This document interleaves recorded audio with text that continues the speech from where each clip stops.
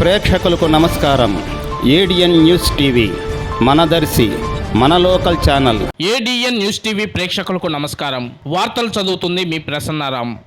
ఈరోజు దర్శి నియోజకవర్గ తెలుగుదేశం పార్టీ ఆఫీసులో ముల్లమూరు మండల వైసీపీ కన్వీనర్ బిజ్జం సుబ్బారెడ్డి ఆధ్వర్యంలో పసుపుగల్లు నుండి 100 మంది, ఉల్లగల్లు గ్రామ పంచాయతీ నుండి 15 కుటుంబాలు, కెల్లంపల్లి గ్రామ పంచాయతీ నుండి 15 కుటుంబాలు, భీమవరం నుండి 15 కుటుంబాలు వైసీపీని వీడి తెలుగుదేశం పార్టీ ప్రకాశం జిల్లా పార్టీ అధ్యక్షులు నోకసాని బాలాజీ, డాక్టర్ లలిత్ సాగర్, ఒంగోలు పార్లమెంట్ అభ్యర్థి మాగుంట శ్రీనివాసులరెడ్డి తనయుడు మాగుంట రాఘవరెడ్డి సమక్షంలో టీడీపీ కండువా కప్పుకొని తెలుగుదేశం పార్టీలోకి చేరడం జరిగింది.